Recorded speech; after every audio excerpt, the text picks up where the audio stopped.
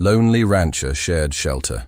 With a weak native scout, at dawn, 40 warriors were standing at his gate. The sight that greeted Ezra Coleman at sunrise would have sent most men reaching for their rifles and barricading their doors. 40 Lakota warriors sat motionless on their horses in perfect formation before his ranch gate, their war paint and weapons gleaming in the morning light.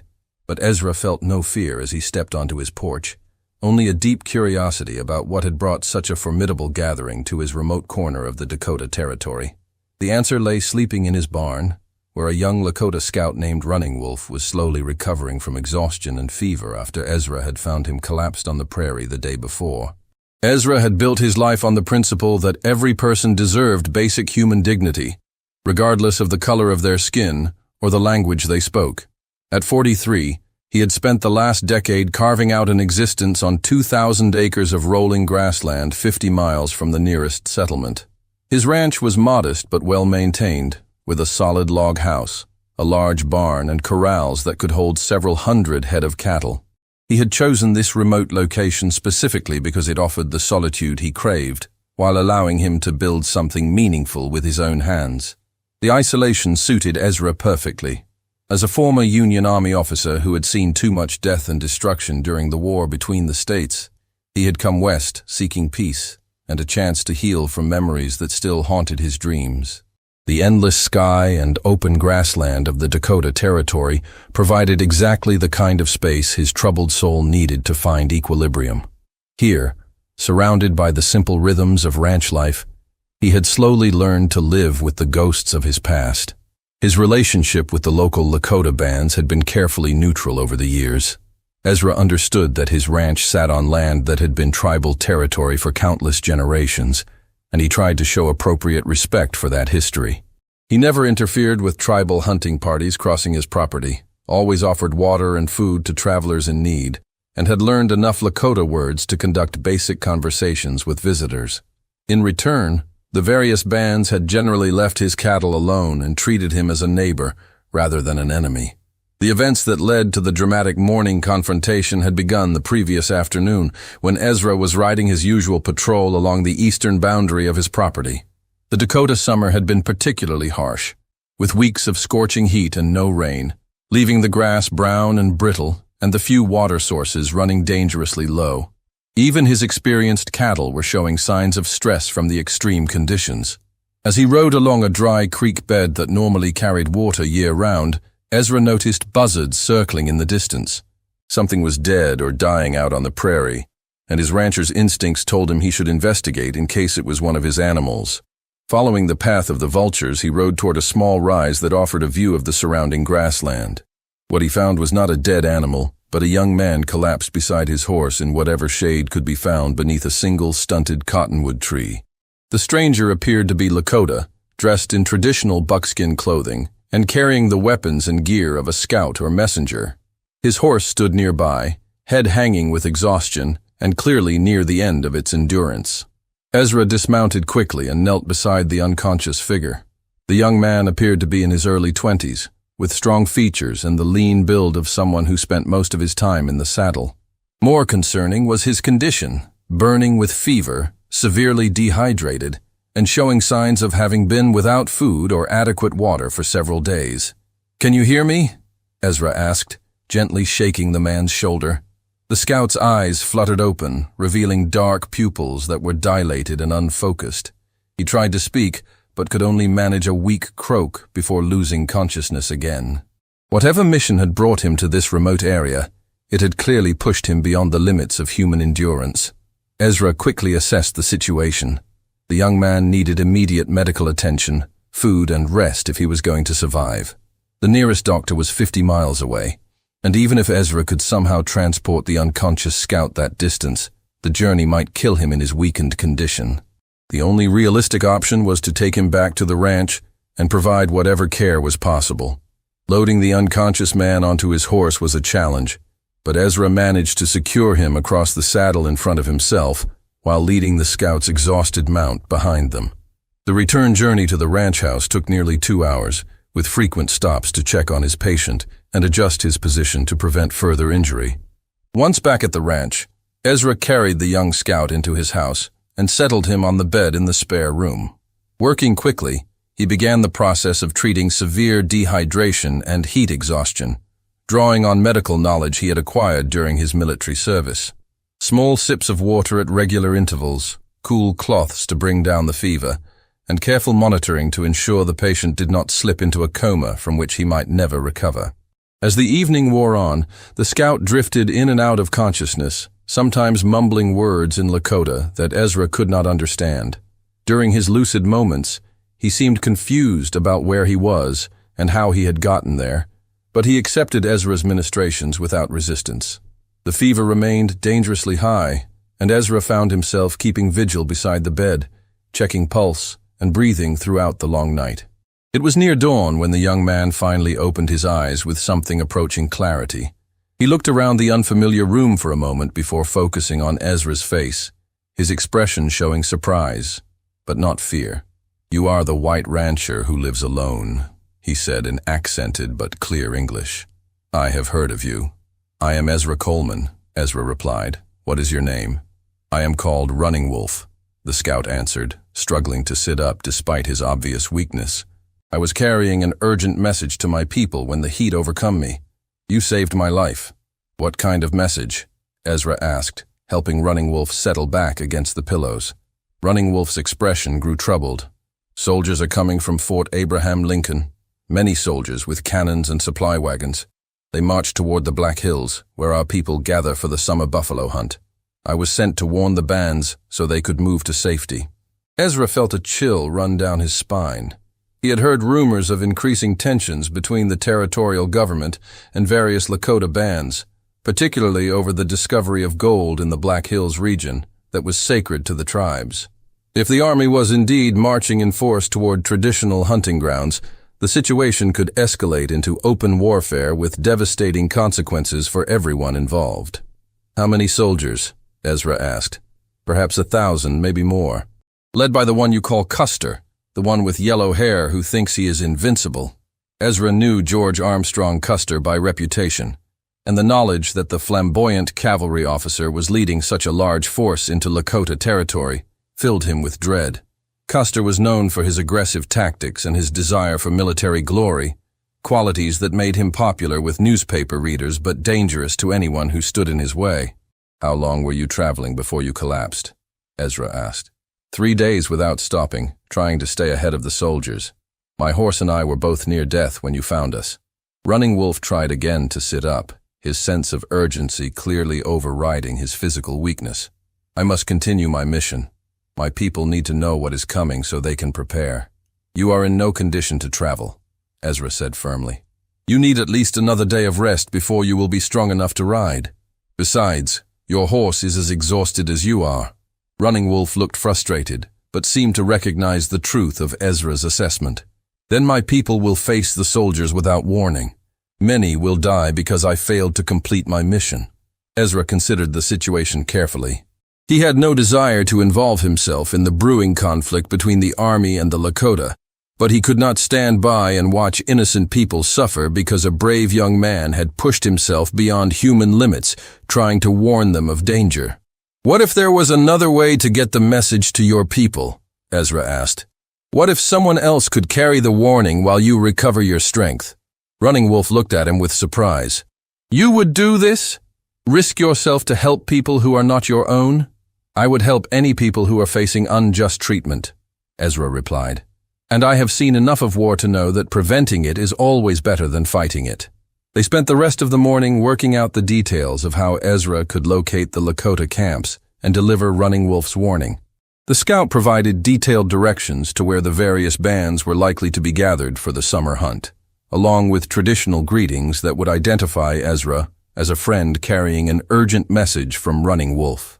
"Tell them that the white rancher who shows respect for our people comes with words from Running Wolf of the Minneconjou band," the scout instructed.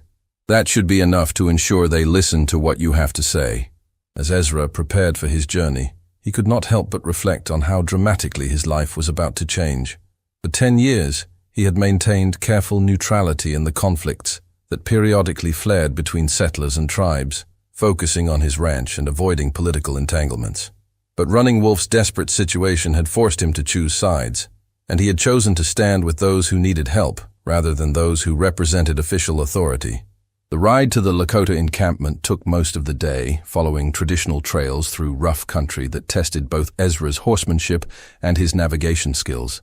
As he traveled deeper into territory that was rarely visited by white men, he found himself thinking about the courage it had taken for Running Wolf to attempt this journey alone, racing against time to warn his people of approaching danger. He found the main camp in a broad valley beside a meandering stream, where several hundred lodges had been erected in the traditional circular pattern that represented the sacred hoop of life.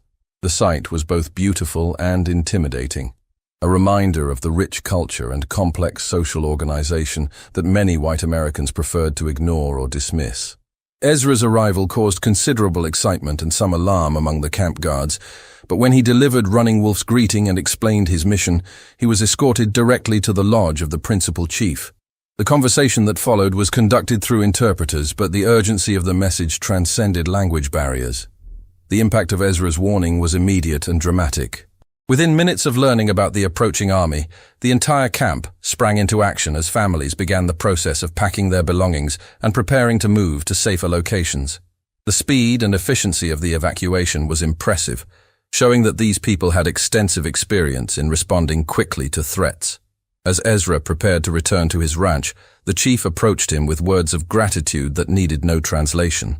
Through an interpreter, he expressed the debt that all the bands owed to the white rancher who had risked his own safety to bring them vital information. Such an act of friendship would not be forgotten. The journey back to his ranch was completed in gathering darkness, and Ezra was exhausted by the time he finally reached his own property. He checked on Running Wolf, who was sleeping peacefully, and showed signs that his fever had finally broken. The young scout would recover fully, though it would be several more days before he was strong enough to travel. Ezra fell into his own bed shortly before midnight, physically and emotionally drained by the day's events. He had crossed a line that could not be uncrossed, involving himself in a conflict that could have serious consequences for his peaceful existence. But as he drifted off to sleep, he felt a sense of satisfaction that came from knowing he had done the right thing, regardless of the personal cost. The sight that greeted him at dawn was both magnificent and sobering. 40 Lakota warriors sat their horses in perfect silence before his ranch gate, their presence like a living wall between his property and the outside world. They were painted for war and armed with an impressive array of traditional weapons and captured military firearms, but their formation suggested ceremony rather than immediate threat. Ezra dressed quickly and walked out to meet them, his heart pounding but his conscience clear. Whatever had brought this imposing delegation to his ranch, he would face it with the same honesty and directness that had guided his actions the day before. The leader of the group was a man of perhaps 45 years, with the bearing and regalia that marked him as a war chief of considerable importance. When he spoke, his English was precise and formal, suggesting extensive contact with white officials and traders. "Ezra Coleman," the chief said, "I am Red Cloud of the Oglala Lakota. We have come to honor the man who saved our people from walking into a trap." Ezra felt a surge of relief mixed with continued apprehension. Red Cloud was known throughout the territory as both a formidable war leader and a skilled diplomat who sought to protect his people through negotiation when possible and force when necessary. His presence suggested that Ezra's actions had attracted attention at the highest levels of Lakota leadership. "I did what anyone should do when they see innocent people in danger," Ezra replied simply. Red Cloud smiled slightly at this response. Many white men would not agree with that statement.